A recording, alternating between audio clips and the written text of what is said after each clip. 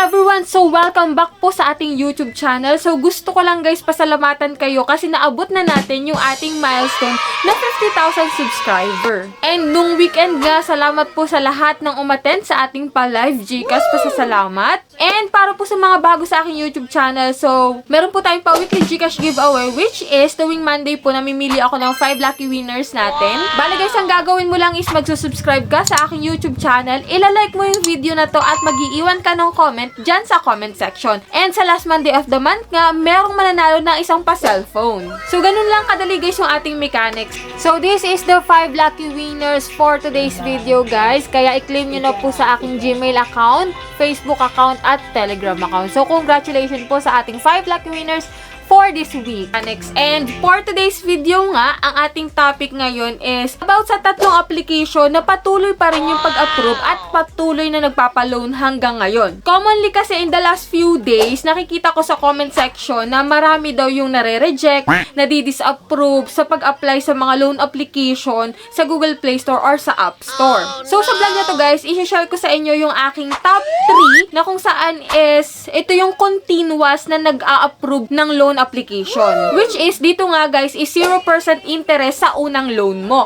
Ang pwede mong ma-loan dito guys is from 1,000 pesos to 20,000 up to 50,000 pesos yung pinaka-maximum loan amount dito sa tatlong babagitin ko na loan application. And if you're interested sa topic na to, so let's get to the topic na agad guys.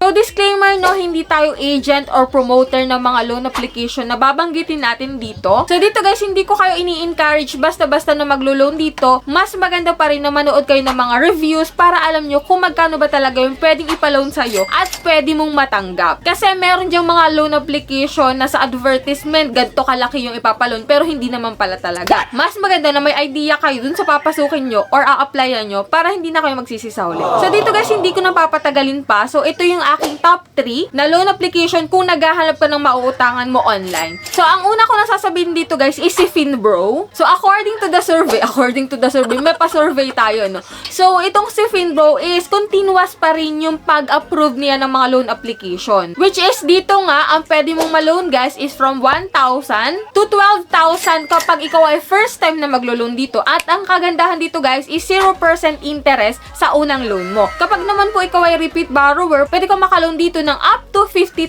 pesos. So yun guys, kung babalakin mo mag-loan dito, ang mga ID na available dito or yung pwede lang dito is SSS, UMID, driver license, and passport. Yun lang po yung apat na pwede dito guys, no? And bibigyan ko kayo ng idea kung magkano yung na-loan ko nung first time ko na mag-loan dito kay Finbro. So that time, 2,000 pesos yung na-approve na loan amount sa akin. And then after 30 days guys, kasi 1 month to pay naman to, 3,057 yung total amount to repay ko. Yan, sa mga nakapag-loan na dito kay Finbro, kindly share your experience and kung magkano yung na-loan nyo para magkaroon ng idea yung mga bago palang maglo-loan. And then next na natin guys, si Cash Express. Yes, tama po kayo ng narinig. Si Cash Express po ay patuloy pa rin yung pag-approve ng mga loan application. Pero dito guys, sasabihin ko sa inyo na manood muna kayo ng mga reviews about dito kay Cash Express para magkaroon kayo ng mas malawakan pang idea. Kasi dito marami ding complain about kay Cash Express. Pero kung nagbabala ka naman mag-loan dito, ang pwede mong ma-loan dito is from 1,000 to 20,000 pesos yung pinaka-maximum loan amount. Pero kapag po ikaw ay first time, 1,000 to 10,000 pesos lang yung limit nila. And then 7 days to 14 days lang to guys, no? And then sabihin ko na rin guys sa inyo na ito ay from 7 days to 14 days lang yung bayaran,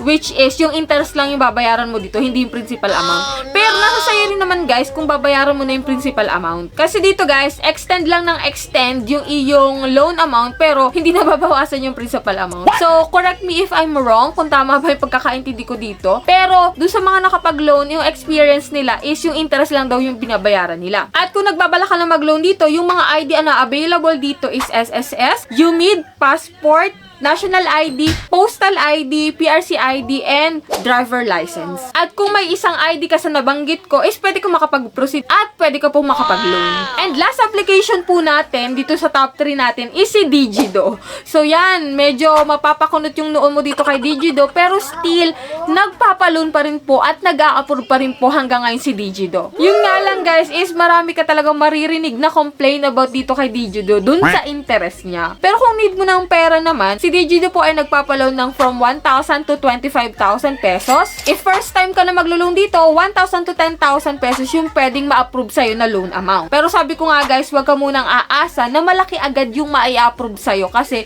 bago ka pa lang na maglo-loan, di ba? So yung sa akin, nung nag-loan ako dito kay Digido, 0% interest nga siya sa unang loan ko. Pero after 7 days, binayaran ko na siya. Kasi talagang 7 days lang yung loan term nun. And then after 7 days, naging 30 days na siya. Yung sa interest ka lang talaga nila, makakapagreklamo kasi talagang everyday, tumataas yung interest niya. So, pinakang advice ko, kapag ikaw ay maglo-loan dito kay Digido, bayaran mo na agad siya kapag ikaw ay nagkapera. Huwag mo nang antayin yung 30 days, huwag mo nang patagalin pa, no? Nung ako nga nag-loan dito is 2,000 pesos yung na-approve na loan amount sa akin. And then, around 1,800 yung natanggap ko kasi may service fee pa yun eh. Kahit sabihin mo na 0% interest rate is may service fee pa rin. And then, after nun guys, ang total repayment ko na is 2,448 pesos. So, yun, medyo sa interest lang talaga dito ka mapapakunat ang noo kay Digido, no? Pero kung ikaw ay interested, ito yung mga list ng ID na pwede, passport, driver license, UMID, SSS, and TIN. No, pwede siya sa bank or sa Buwana Luhulier, guys, no?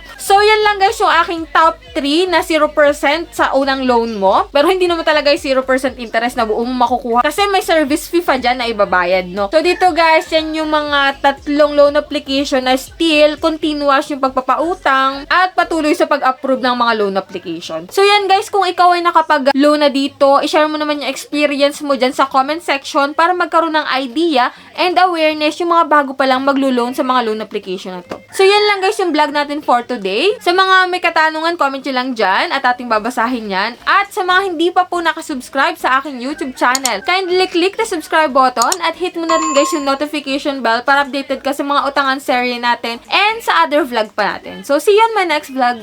Sa mga gustong kumita habang naglilibang, so guys, try nyo si Masaya Game. So dito kapag wala ka pang account, maglalagin ka using your active mobile number and then enter your verification code na isasend sa number mo and then enter mo to guys yung aking referral ID and then confirm. Kapag naman po ikaw ay may account na, so login ka lang guys. So don't forget their free draw daily bonus. So sayang naman yung coins na makukuha mo dito. Dito guys, meron silang first top up offer na kung saan sa first top up mo ng 100 pesos, meron kang free na makukuha na 15 pesos and then kapag 200 pesos, 55 pesos naman yung free na makukuha mo. So yun guys, meron sila ditong activity. So Lucky Roulette and ever recharge ng 1,000 pesos. And dito guys yung kanilang mga games. At dito kakikita sa Be Our Agent. So yan na yung aking commission dito. So i-refer mo lang yung link mo guys and then referral code and then yun na guys. Habang naglilibang ka is kumikita ka na. Kaya ano pang naantay mo? Try mo na itong si Masaya Game. Kay Masaya Game, happy ka dito.